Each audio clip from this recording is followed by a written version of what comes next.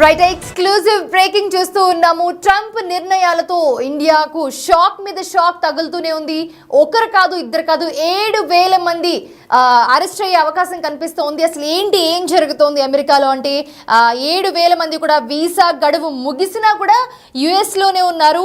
So వీళ్ళందరూ కూడా వీళ్ళలో ఫిల్టర్ చేస్తూ ఉన్నారు. సో ఎవరెవరి వీసా ఎప్పటి వరకు గడువు ఉంది, ఎప్పటి వరకు వీళ్ళు ఉండాలి, ఎప్పటి వరకు డేట్ ఉందని చెప్పి వీళ్ళందరూ చూస్తున్నారు. గడువు ముగిసినా కూడా వాళ్ళు యుఎస్లోనే ఉన్నారు. అలాగా ఫిల్టర్ చేసిన వాళ్ళు 2,000 మంది వస్తూ ఉన్నారు.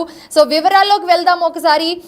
దగ్గర మనకి వీసా గడువు ముగిసిన 7,000 మంది భారతీయులు ఇంకా అమెరికాలోనే ఉన్నారు అని చెప్పి అమెరికా కాంగ్రెస్ ఏర్పాటు చేసిన కమిటీ దృష్టికి centre of Immigration Studies director Jessica M wagen తీసుకువెళ్లారు.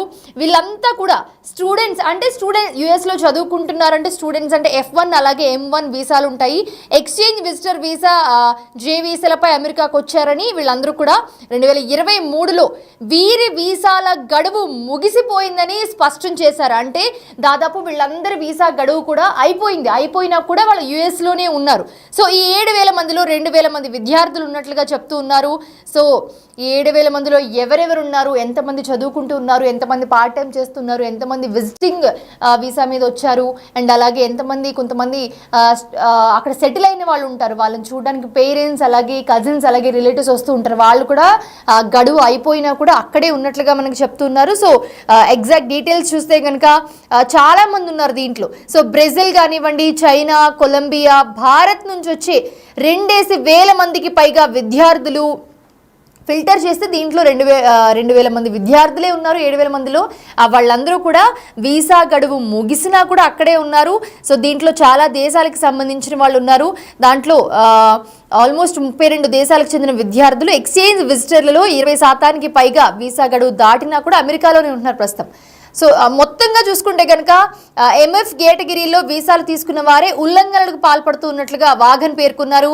కాగా H1 వీసాలను అమెరికా విశ్వవిద్యాలయాల్లో ఫుల్ టైం కోర్సులు చేసేవారు అలాగే స్కూళ్ళు కాలేజీల్లో చదువుకునే వారికి జారీ చేస్తారు H1 వీసా అనేది. సో ఎవరైతే మనకి కోర్సులు చేస్తారో చాలా మంది కోర్సులు చేస్తూ ఉంటారు స్కూల్స్లో కానీ లేకపోతే అక్కడ కాలేజెస్లో కానీ కోర్సులు ఎవరైతే చేస్తారో వాళ్ళందరికీ కూడా ఈ వీసా జారీ చేస్తారు. వృత్తి విద్య అంటే ఏదైనా జాబ్ కోసమో లేకపోతే నాన్ అకాడమిక్ ప్రోగ్రామ్స్ చదువుకునే వారికి M1 వీసాలను అందజేస్తారు అక్కడ. సో వీసాల దుర్వినియోగం నిబంధనల ఉల్లంఘనల నేపథ్యంలో ప్రస్తుతం ఈ నేపథ్యంలో వ్యవస్థలో అలాగే చట్టాల్లో ప్రక్షాళన అవసరమని వాగన్ అభిప్రాయపడుతున్న పరిస్థితి మనం చూస్తున్నాము. ఎన్ఫోర్స్మెంట్ను బలోపేతం చేయాలి, వీసా గడువు ముగిసాక మారుమూల ప్రాంతాల్లో ఉంటున్న వారిని కూడా గుర్తించి వెనక్కి పంపించేలా ఇంటీరియర్ ఎన్ఫోర్స్మెంట్ను అభివృద్ధి చేయాలి అన్నట్టుగా చెప్తూ ఉన్నారు మన క్లియర్గా. సో ఎవరైతే ఆ వీసా గడువు ముగిసిపోయిందో ముగిసినా కూడా వాళ్ళు యుఎస్లో చాలా మనకి విలేజెస్ ఉంటాయి లేకపోతే కొన్ని వర్కింగ్ ప్లేసెస్ ఉంటాయి. అక్కడ ఎవరైతే వర్క్ చేస్తూ లేకపోతే హోటల్స్ కానివ్వండి, రెస్టారెంట్స్ కానివ్వండి, అక్కడున్న షాప్స్లో కానివ్వండి, అక్కడున్న వివిధ రకాల పని దొరికే ప్లేసెస్లో కానివ్వండి, అక్కడ ఎక్కడైతే పని చేస్తూ ఉంటారో కొంతమంది వాళ్ళని అర్జెంటుగా అరెస్ట్ చేయాలి లేకపోతే వెనక్కి పంపించే ప్రతిపాదనలు చేయాలి అని చెప్తూ ఉన్నారు. సో దాంట్లో ఎంతమంది ఉన్నారు ఏంటి అనేది నంబర్ ఇంకా మనకు క్లియర్గా తెలియదు. బట్ దీంట్లో ఏదైతే నంబర్ వస్తుందో మనకి 7,000 మందిలో 2,000 మంది విద్యార్థులు ఉన్నారు. దాంట్లో కూడా అన్ని దేశాల వాళ్ళు ఉన్నారు. అండ్ అలాగే మిగతా వాళ్ళు ఎవరైతే ఉన్నారో వృత్తిపరంగానో లేకపోతే అక్కడ ఉన్న పేరెంట్స్ చాలా మంది విజిటింగ్ వస్తూ ఉంటారు, రిలేటివ్స్ విజిటింగ్ వస్తూ ఉంటారు, ఇలా చాలా మంది వస్తూ ఉంటారు. సో ఎవరైతే వీసా గడువు దాటిపోయినా కూడా అక్కడే ఉంటున్నారో వాళ్ళందరినీ కూడా వెంటనే అదుపులోకి తీసుకోవాలి. ఎక్కడున్నా కూడా వాళ్ళందరినీ కూడా పట్టుకుంటూ ఉన్నారు. సో ఏ ఒక్కరిని కూడా వదిలే ప్రసక్తి మనకు కనిపించట్లేదు. సో దీంట్లో మనకి క్లియర్గా చూస్తే కనుక వాళ్ళందరినీ వెనక్కి పంపించేలా ఇంటీరియర్ ఎన్ఫోర్స్మెంట్ అభివృద్ధి చేయాలని కూడా చెప్తున్నారు క్లియర్గా. ఇందుకోసం కాంగ్రెస్ చట్ట సవరణ చేయాలి, ప్రతి విద్యార్థి చదువు పూర్తవగానే వారి సొంత దేశాలకు వెళ్ళిపోయేందుకు సిద్ధపడాలి అని చెప్పి చాలా క్లియర్గా సూచించారు. ఎవరైతే మనకి చదువుకోవడానికి వెళ్తూ ఉంటారో వాళ్ళందరూ కూడా ఏవైతే ఆ కోర్స్ లేకపోతే ఏదైతే ఆ గడువు ఉంటుందో ఆ గడువు అయిపోయిన తర్వాత మళ్ళీ తిరిగి వాళ్ళ స్వదేశానికి వాళ్ళు వెళ్ళిపోవాలి.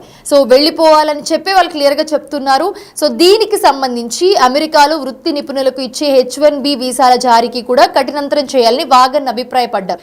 ఎవరైతే మనకి చదువు అయిపోయిన తర్వాత వీసా మనకి అప్డేట్ చేసుకుని అంటే ఒకవేళ జాబ్ వస్తే జాబ్కి సంబంధించిన వీసా అప్డేట్ చేసుకుని అక్కడే ఉంటారు వాళ్ళు కూడా చాలా మంది ఉన్నారు.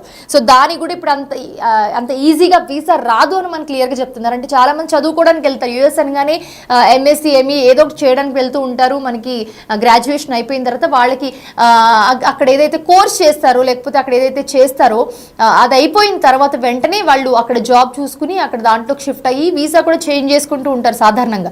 సో ఇప్పుడు ఏదైతే ఆ వీసా చేంజింగ్ ఉంటుందో అది కూడా అంత ఈజీ కాదు, అది కూడా చాలా కష్టంగానే ఉండబోతుంది. సో అది కూడా పరిమితిని దాటే ఉండబోతుంది. సో వాటి సంఖ్యను కూడా 75,000 లోపుకు కుదించాలి అని చెప్తున్నారు. అంటే ఇప్పుడే చాలా లక్షల్లో ఉన్నారు అక్కడ జాబ్ చేసేవాళ్ళు. ఒకవేళ వీసా సబ్స్క్రిప్షన్స్ ఎక్కువగా ఉంటే గనక అధికంగా వేతనాలు చెల్లించే సంస్థలకు ప్రాధాన్యం ఇవ్వాలి అని చెప్తూ ఉన్నారు. సో అండ్ అలాగే H1B గడువును కూడా 2 ఏళ్లకు నిర్ణయించాలి. సో ఏదైతే మనకి గడువు ఇస్తారో వీసాకి ఇన్ని ఇయర్స్ పరిమితి అని ఉంటుంది. వీసా ఇవ్వగానే మనకి ఇన్ని ఇయర్స్ లోపు మనం చదువుకున్నా లేకపోతే పార్ట్ టైం చేసినా, పార్ట్ టైం బేసిక్ ఎలా లేదు చేయడానికి, బట్ ఏంటంటే ఇక్కడ నుంచి డబ్బులు పంపిస్తూ ఉంటారు వాళ్ళకి, వాళ్ళు పేరెంట్స్ ఇబ్బంది పడతారని చెప్పి అక్కడ ఉన్న హోటల్స్లో కానివ్వండి రెస్టారెంట్స్లో కానివ్వండి ఇక్కడ వెళ్ళిన విద్యార్థులు చదువుకుంటూ పార్ట్ టైం చేసుకుంటూ వాళ్ళు పాకెట్ మనీ తీసుకుంటూ ఉంటారు రూమ్ రెంట్కి ఆర్ ఎక్స్ట్రా ఖర్చులకి. బట్ ఇప్పుడు అలాంటి పార్ట్ టైం చేయడానికి లేదు. ఏదైతే మనకి ఈ రూల్ వచ్చిందో వెంటనే అందరూ పార్ట్ టైమ్స్ ఆపేసి వాళ్ళందరూ కూడా అక్కడ రూమ్స్లో కానివ్వండి అక్కడ వాళ్ళు ఎక్కడెక్కడైతే స్టే చేస్తున్నారో దానికే పరిమితం అయిపోయి ఉన్నారు. సో ఇక్కడ మనం క్లియర్గా చూసుకుంటే అక్కడ ఒక యాప్ ఉంటుంది, దానికి సంబంధించి ఒక ఎవరైతే ఇండియన్స్ ఆర్ అదర్ కంట్రీస్ ఎవరైతే పనిచేస్తున్నారో ఇన్ఫర్మేషన్ ఇవ్వండి అని చెప్పి కూడా వాళ్ళకి అలర్ట్ వచ్చింది. ఎవరైతే అమెరికన్స్ ఉన్నారో వాళ్ళందరూ ఇన్ఫార్మ్ చేస్తున్నారు, ఎందుకంటే వాళ్ళకి వచ్చే వేతనానికి దెబ్బ పడుతుంది కాబట్టి. ఎవరైతే పార్ట్ టైమ్స్ చేస్తూ ఉన్నారో తక్కువకి చేస్తున్నారని చెప్పి సో ఇదంతటికీ దెబ్బ పడుతుంది కాబట్టి వాళ్ళు ఇన్ఫార్మ్ చేస్తూ ఉన్నారు. సో ఎవరైతే పార్ట్ టైమ్స్ జాబ్స్ చిన్న చిన్న జాబ్స్ చేస్తున్నారో వాళ్ళందరూ కూడా వెనక్కి వచ్చేసి ఎవరి స్టేజ్లో వాళ్ళు దిక్కుతోచిన స్థితిలో తలదాచుకున్న పరిస్థితి మనం చూస్తున్నాము ప్రెసెంట్ అయితే.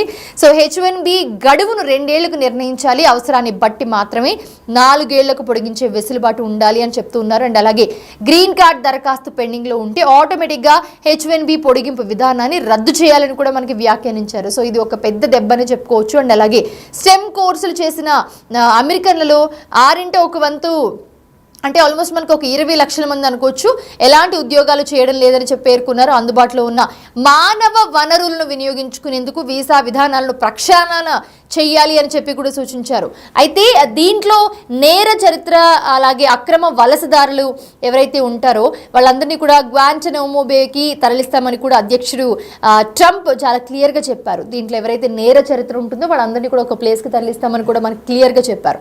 సో బుధవారం ఆ మేరకు ఏవైతే మనకి ఉత్తర్వులు వచ్చాయో దానికి సంబంధించి ప్రెసిడెన్షియల్ మెమోరాండంపై కూడా సంతకం చేశారు. ఆయన 30,000 మంది సామర్థ్యం ఉన్న గ్వాంటనామో బేలో ఇప్పటి వరకు ఉగ్రవాదులను నిర్బంధించేవారు. ఆ ప్లేస్లో ఏదైతే ఉందో ఈ ప్లేస్లో ఉగ్రవాదులు చాలా తీవ్రమైన పనులు చేసే వాళ్ళని మాత్రమే గ్వాంటనామో అనే ఒక ప్లేస్ ఉంది దాంట్లో నిర్బంధించేవారు.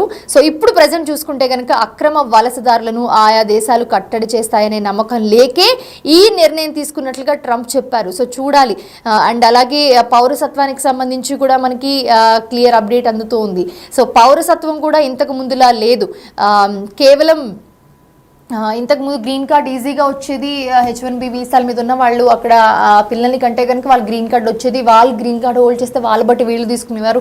చాలా కొంచెం ఇప్పటితో పోలిస్తే చాలా కొంచెం ప్రాసెస్ ఉండేది, ఈజీగానే అని చెప్పుకోవచ్చు. బట్ ఇప్పుడు ఏ ఒక్క ప్రాసెస్ కూడా అలా లేదు, ప్రతి చిన్నది కూడా చాలా కఠినంతరం చేశారు ట్రంప్. అండ్ అలాగే ఏ చిన్న పని కావాలన్నా చాలా క్లియర్ డాక్యుమెంట్స్ ఉండాలి. అండ్ అలాగే జాబ్కి సంబంధించి చాలా క్లియర్గా ఉండాలి.